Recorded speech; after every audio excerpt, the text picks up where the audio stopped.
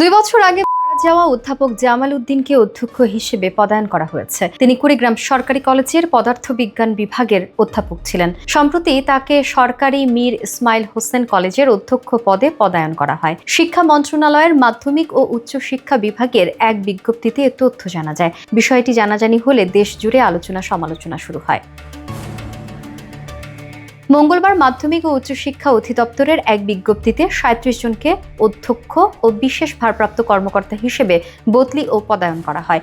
ওই তালিকার ১৩ নম্বরে উঠে আসে মোহাম্মদ জামাল উদ্দিনের নাম, অথচ তিনি ২০২৩ সালের ১২ এপ্রিল মাত্র ৫৩ বছর বয়সে মারা যান। এই বিষয়ে সরকারি মীর ইসমাইল হোসেন কলেজের ভারপ্রাপ্ত অধ্যক্ষ বলেন, চলতি বছরের ১ জানুয়ারি থেকে ভারপ্রাপ্ত অধ্যক্ষ হিসেবে দায়িত্ব গ্রহণ করেছি। মাউশি থেকে এখন অধ্যক্ষ নিয়োগ হলে আমি আমার আগের পদে ফিরে যাব। মৃত ব্যক্তির পদায়নের বিষয়টি আমার জানা নেই। এ বিষয়ে সাবেক অধ্যাপক জামাল উদ্দিনের পরিবারের সঙ্গে যোগাযোগ করা হলে তার স্ত্রী তাহমিনা শবনম বলেন, ২০১৪ সালের নির্বাচনে প্রিজাইডিং কর্মকর্তা হিসেবে দায়িত্ব পালনকালে আওয়ামী সন্ত্রাসী বাহিনীর রামদার কোপে আমার স্বামী আঘাতপ্রাপ্ত হন। এছাড়াও তিনি হার্টের রোগী ছিলেন। তিনি মানসিকভাবে ভেঙে পড়েছিলেন এবং ২০২৩ সালে মারা যান।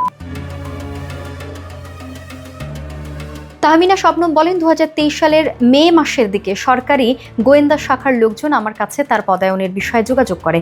আমি তাদের জানিয়েছিলাম যে আমার স্বামী মারা গেছেন। এছাড়াও আমি আমার স্বামীর পেনশনের টাকাও উত্তোলন করেছি। এতদিন পর মাউশি তাকে পদায়ন করলো। পদায়ন হলে তার অনেক আগেই হওয়ার কথা ছিল। মোহাম্মদ জামাল উদ্দিন ও তাহমিনা শবনম দম্পতির একমাত্র মেয়ে ছিলেন ফাইরুজ সাদাফ অবন্তিকা, যিনি জগন্নাথ বিশ্ববিদ্যালয়ের আইন বিভাগের শিক্ষার্থী ছিলেন। গত বছরের ১৫ মার্চ রাতে ফেসবুকে পোস্ট দিয়ে কুমিল্লার বাসায় আত্মহত্যা করেন অবন্তিকা।